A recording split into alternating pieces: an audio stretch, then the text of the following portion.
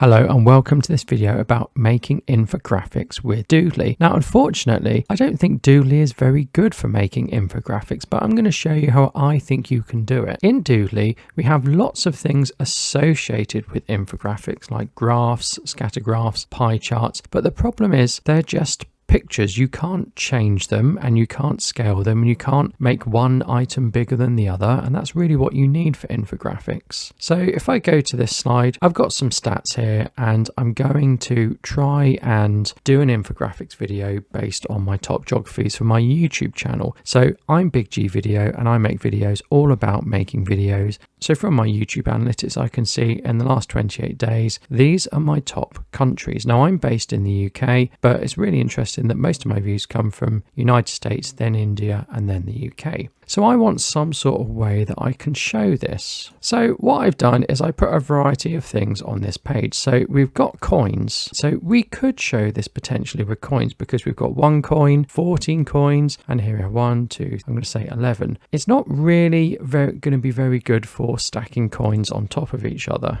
I don't think coins are the answer. So here we could do 2 coins. We could even do 3 coins. The problem is when we draw that in Doodly, I don't think it's going to be very good. Let's have a look at these. So I'm going to go to my scene and I'm going to right click on it and I'm going to click preview. Otherwise we'll get a preview right from the start.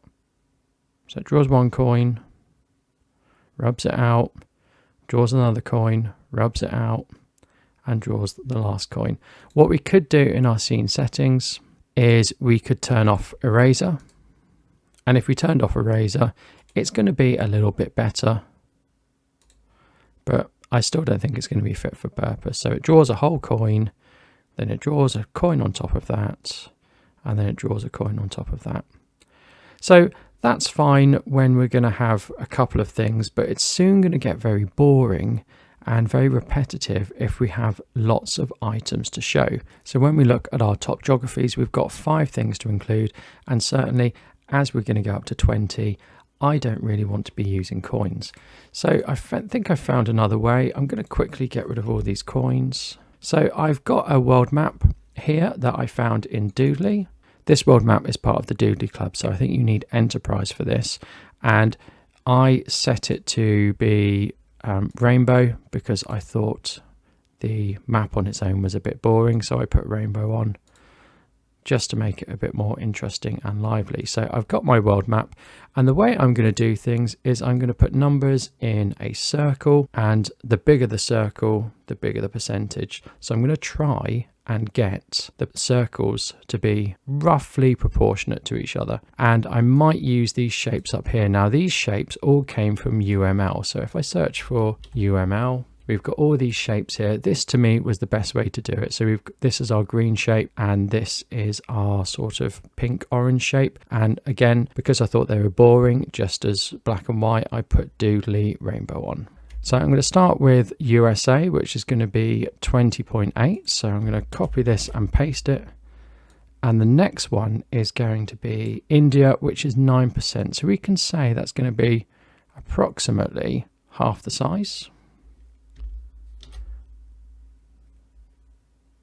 Now I'm not going to paste from the original. I'm going to take each one each time and copy and paste it to get a duplicate. UK is ever so slightly smaller.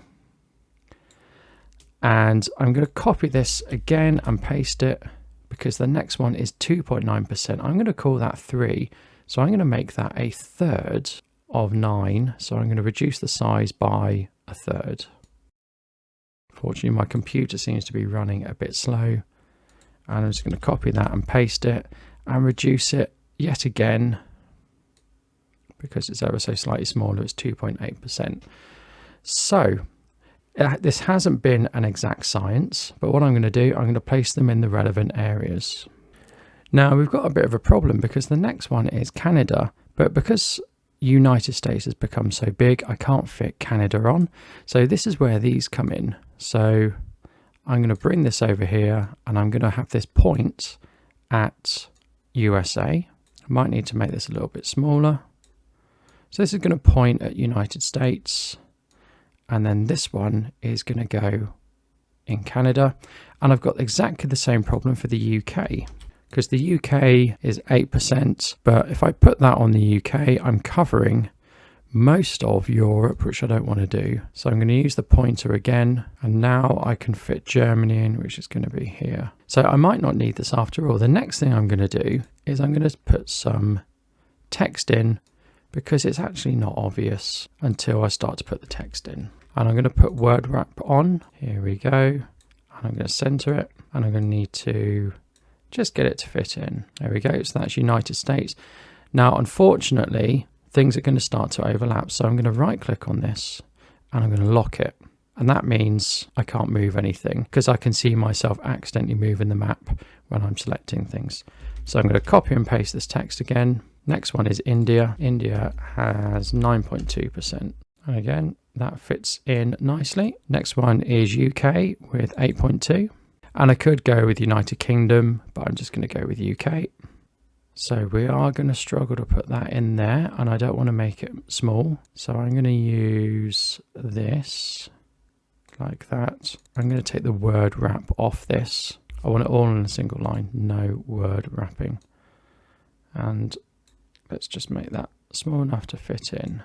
So we've got our infographic, and now I just need to make sure the layers are in the right place. So I think I don't want this map to be drawn on, I want it to be there. And I'm not sure that 3 seconds is a good idea for drawing that on. So I'm going to just drop this down to a second. And then I want the United States text to be straight after that. And we need to make sure we get the order right. So the next one is going to be India, then the bar, then Canada. Now this should be in the correct order. Germany. Excellent. So I've done my infographic for this, and you might think that this isn't really an infographic, and I do strongly say that Doodly is not the best for infographics. Now, I've already done a video on infographics for Create Studio, and you can see that in the cards here, but I'm going to render this Doodly, and then we're going to see what it's like.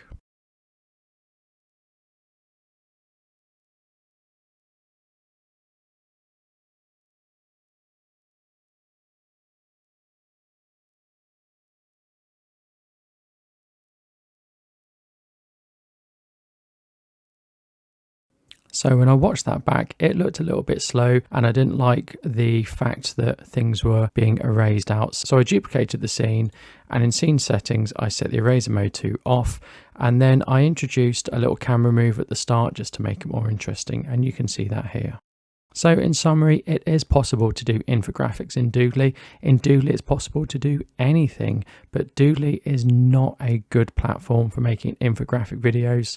There are better platforms, like I say.